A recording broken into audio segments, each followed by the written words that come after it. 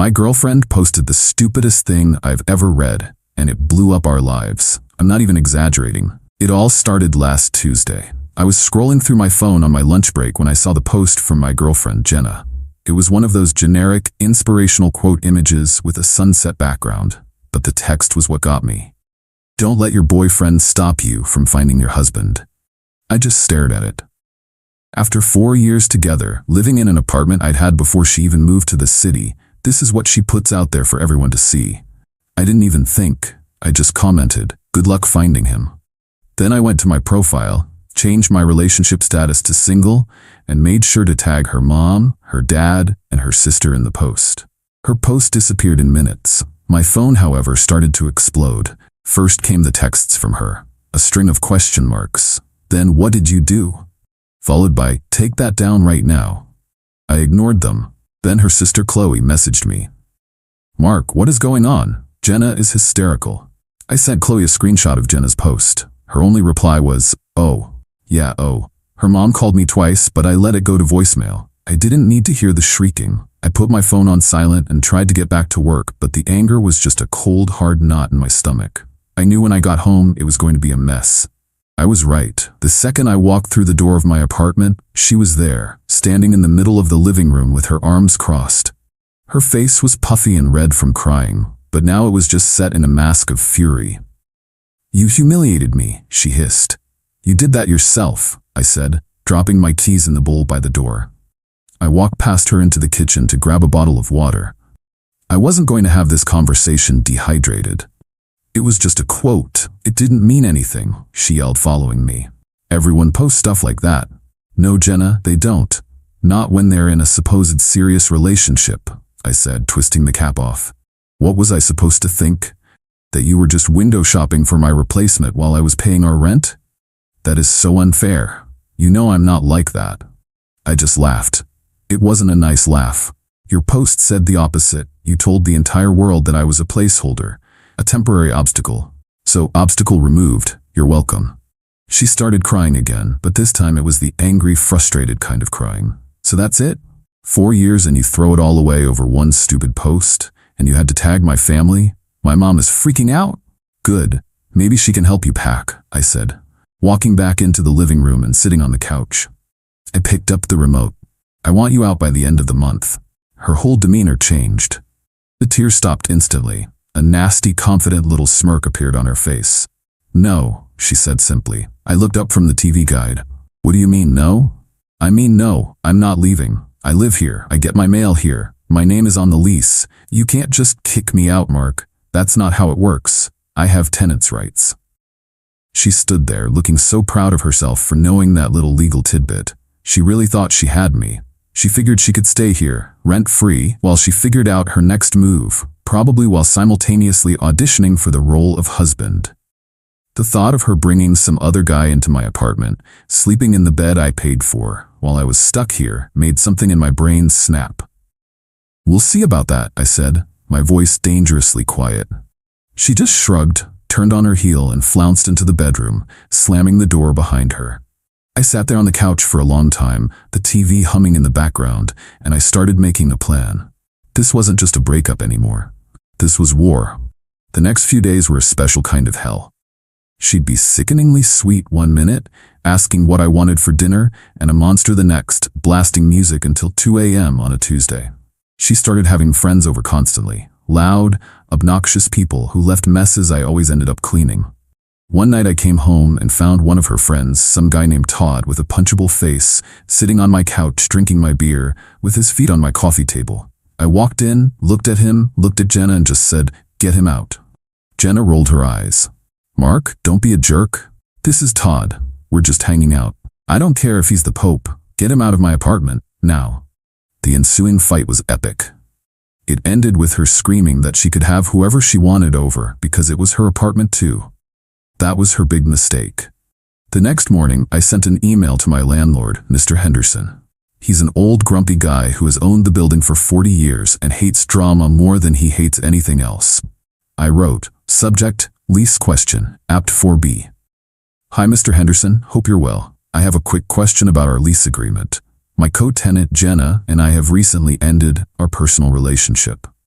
She has begun having guests over at all hours, creating significant noise disturbances and violating what I believe is the quiet enjoyment principle for myself and potentially other tenants. Could you please clarify the policy on overnight guests and excessive noise as stated in our signed lease? I've attached a copy for your convenience. I attached the PDF of our lease, which I had saved on my computer. I had already reread it 3 times. An hour later, I got a reply. Mr. Henderson was nothing if not efficient. His email was blunt. Mark, see Section 7, Clause C of your lease agreement. Guests of tenants are not permitted to stay for more than 3 consecutive nights in any 33rd-day period without prior written consent from landlord. Tenants are responsible for the conduct of their guests. Any activity that disrupts the peace and quiet enjoyment of other tenants, as determined by the landlord, is a direct violation of this lease. This is your only warning. Any further complaints from you or other tenants regarding noise or unauthorized long-term guests will result in a formal notice to cure or quit being issued to both leaseholders. This notice will give you 3 days to remedy the violation, i.e., the guest leaves permanently, or vacate the premises. Regards, D. Henderson Building Management. I saved that email as a PDF. That night, Jenna brought Todd over again. They were being loud in the living room, laughing obnoxiously at some terrible reality show. I walked out of my room, phone in hand. Jenna, he needs to leave, I said calmly. We've been over this. I'm not. I cut her off. He needs to leave now, or we both get evicted. I held up my phone, showing her the email from Mr. Henderson. I watched her face as she read it. The color drained away. Her smug confidence evaporated, replaced by a flicker of panic. You went to the landlord? She whispered, horrified. You said it was your apartment too, I replied, mimicking her tone from the other night. That means you're responsible for following the rules too. He leaves in the next 5 minutes, or I'm calling Mr. Henderson to report a lease violation. Your choice. Todd, who had been watching the exchange like a tennis match, suddenly seemed very uncomfortable. He stood up, grabbing his jacket. Hey man, it's cool. I was just leaving anyway. He practically ran out the door. Jenna stared at me, her mouth opening and closing like a fish. She had nothing to say. I had taken away her new favorite toy. She retreated to the bedroom, and I had the first quiet night in a week. The victory was small, but it was a start. The eviction threat hung in the air now. She knew I was serious. She had a deadline, whether she liked it or not. With the threat of eviction looming, Jenna's strategy shifted. She couldn't use the apartment as a weapon anymore, so she moved on to our possessions. The next Saturday, while I was out getting groceries, she sent me a long, rambling text message. It was a list of everything in the apartment that she was claiming was hers. The list included the 65-inch OLED TV in the living room, the custom gaming PC on my desk, the surround sound system, and even the expensive espresso machine in the kitchen. She ended the text with, "These were gifts and things we bought together, so I'll be taking them when I move out. We can be adults about this and split things fairly." I read the text standing in the cereal aisle and almost laughed out loud. Fairly. Not a single item on her list had been purchased with her money. The TV was my bonus from work 2 years ago. The PC I had built myself, part by part, over 6 months. The espresso machine was a birthday gift to myself. She had contributed exactly $0 to any of it. This wasn't about fairness, it was about leverage. She was trying to hurt me financially on her way out the door. I didn't reply to the text. I finished my shopping, went home, and put everything away. She was in the bedroom, pointedly ignoring me. I went to my office and started digging through my digital files. It took me about an hour, but I found them all. The digital receipt from Best Buy for the TV, with my name and my credit card number on it, dated October 17th, 2023. The series of invoices from Newegg and Amazon for every single component in my PC, from the motherboard to the graphics card. The receipt from Williams-Sonoma for the espresso machine. I saved them all into a single folder on my desktop, naming it Evidence. Then I scrolled way back through my text history with her. I found a message from the day after I had the TV mounted on the wall. It was a picture of her smiling on the couch with the new TV in the background. Her text underneath it, sent at 8:14 p.m. on October 18th, 2023, read, "Movie night is so much better on your insane new TV. Thanks for letting me use it."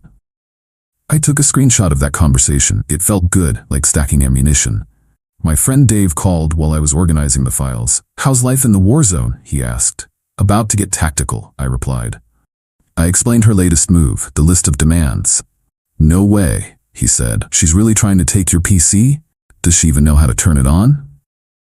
Doesn't matter. It's about hurting me, I said. But I have an idea. Are you busy tonight? And do you have some space in your garage? An hour later, Dave pulled up in his truck. Jenna was out with friends, which I knew from her annoying habit of posting her every move on Instagram. We worked quickly. We carefully unmounted the TV and wrapped it in blankets. We disconnected my entire PC setup, tower, monitors, keyboard, everything, and loaded it into his truck bed. We took the surround sound speakers, the subwoofer, and the espresso machine. In 30 minutes, every high-value item from her list was gone. The living room looked barren and sad with a giant empty space on the wall. I went back inside, opened the folder named Evidence, and composed an email to Jenna. I attached every single receipt and the screenshot of her text. The subject was, regarding your list. The body of the email said, Jenna, I received your text. It seems you are mistaken about the ownership of several items in the apartment. As you can see from the attached documents, all the items you listed were purchased solely by me. They were not gifts, nor were they purchased jointly. To prevent any further confusion during your move-out process, I have moved these items to a secure, off-site location for safekeeping. They will be returned to the apartment after you have fully vacated the premises and returned your key. Mark, I hit send. Then I texted her a single message. Check your email. The response was almost instantaneous. My phone rang. It was her. I let it go to voicemail. It rang again. I declined the call. A flood of texts came through. They were a frantic, typo-filled mess of rage. Where is my TV? You can't do that. I'm calling the cops. I replied once. They're not your things, Jenna. The police will be very interested to see the receipts I have, the ones I just emailed you. The text stopped. The phone went silent. I knew she had no move left to make. I had the proof, and I had the possessions. She couldn't hold them hostage anymore. I sat down on the couch in my emptily lit living room, and for the first time in a week, I felt like I could breathe again. The silence was wonderful. Losing the battle for the apartment and the possessions sent Jenna into a full-blown meltdown. She had no leverage left, so she resorted to the only weapon she had left, her words. She decided that if she couldn't get my stuff, she would try to destroy my reputation. It started subtly. A few of our mutual friends started acting weird. Texts would go unanswered. I got uninvited from a weekly game night through a curt message from the host, saying, "Hey man, think it's best if you sit this one out for a bit?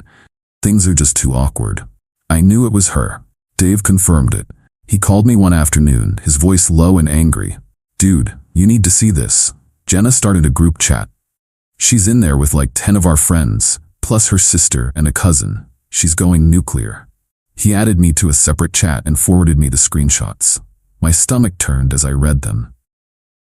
Jenna had posted carefully cropped snippets of our old text arguments. She had selected only my responses, stripped of all context. A message where I said, "I'm not discussing this anymore tonight," was presented as me being emotionally abusive and giving her the silent treatment. A text where I told her, "You can't just spend that much money without talking to me," which was about a ridiculously expensive and non-refundable vacation she tried to book on our joint credit card, was framed as me being financially controlling. She had written a long paragraph to accompany the screenshots. "I know you all love Mark, but you don't know what he was like behind closed doors. This is just a small sample of how he controlled everything and wore me down emotionally. I'm just lucky I got out when I did. I'm so sorry to do this, but I feel like you all deserve to know the truth about who he really is." It was a masterpiece of manipulation. She was playing the victim perfectly, and from the replies in the chat, some people were buying it. There were messages of support, people saying, "I'm so sorry, Jenna," and "We had no idea." I felt sick. These were people I had known for years, people I had considered friends, and they were turning on me based on a handful of cropped out-of-context messages. The old me would have been devastated, but the new me, the one forged in the fire of the last few weeks, just got cold. I didn't respond in the group chat. That's what she wanted, a messy public fight where I would look defensive and angry, proving her point. I wasn't going to give her the satisfaction. Instead, I thought about the one person in her family who always seemed to have a level head, her dad, Alan. We weren't close, but we'd always gotten along. He was a quiet, serious man who valued honesty and hated drama. He was the complete opposite of Jenna's mother, who enabled her every whim. I spent the rest of the afternoon gathering my own evidence. I went through years of text messages. I found the full, unedited conversations from every single screenshot she had posted. I put them side by side with her cropped versions, highlighting the parts she had conveniently deleted. The financial control argument? The full text showed her apology right after. "You're right. I should have asked first. That was stupid of me." The silent treatment? The preceding texts showed her screaming at me via text for 3 solid hours because I had to work late and couldn't make dinner with her friends. My text was sent at 1 a.m. when I just couldn't fight anymore. I also had a secret weapon. A few nights ago, during one of her tirades about the TV, I had quietly started a voice recording on my phone, which I left on the kitchen counter. One-party consent for recording is legal in our state, and I had a feeling it might come in handy. In the recording, she wasn't a victim. She was screaming, calling me names, and threatening to destroy me for embarrassing her. The contrast between the fragile victim in the group chat and the screeching woman on that audio file was jarring. I compiled everything into a neat email, all the side-by-side screenshot comparisons. I attached the audio file, naming it Jenna Verbal Abuse Sample.mp3. Then I began to write. The email was addressed to her father, Alan. Subject: a difficult situation regarding Jenna. Dear Alan, I am writing to you under extremely difficult circumstances, and I sincerely apologize for involving you. I always respected you a great deal during my time with Jenna. Jenna has recently created a group chat with our mutual friends and has been sharing manipulated and out-of-context text messages to paint a picture of me as being controlling and emotionally abusive. These are serious and false accusations that could damage my personal and professional reputation. I would not be contacting you if this were just a simple breakup drama, but her actions have escalated to outright defamation. I have attached a document containing her cropped screenshots alongside the full, unedited conversations for your review. You will see that she has deliberately removed all context to misrepresent reality. I have also attached a short audio file from a recent conversation in our apartment. I warn you, it is unpleasant, but it is an accurate representation of the behavior I have been dealing with. It is not the behavior of a victim. I am not asking you to take sides. I am only asking you to see the truth. I hope you can talk to your daughter and convince her to stop this harmful campaign of lies before she does irreparable damage to herself and others. Sincerely, Mark. I read the email over one last time. It was professional, respectful, and damning. I hit send at 6:05 p.m. I didn't hear anything for 2 hours. Then my phone buzzed. It was a text from a number I didn't recognize. This is Alan. I've seen everything. I am dealing with this. I am very sorry, Mark. 20 minutes after that, the group chat exploded. Jenna posted, "My dad is calling me. What did you do? You psycho." Then she must have deleted it because it vanished. Another friend in the chat, one who had been on my side, texted me privately. "Dude, Jenna just left the group. Her sister Chloe just posted, 'Everyone please just drop this. It's over.' I never found out what Alan said to her. I don't need to." The smear campaign stopped dead in its tracks. The next day, 2 of the friends who had iced me out sent me awkward apology texts. I accepted, but I knew things would never be the same. Jenna was out of my social life for good. 3 days later, I came home from work to find all her things gone. The key was on the kitchen counter with a note that just said, "I hate you." It was the most beautiful thing I had ever read. Life returned to normal, or a new version of it.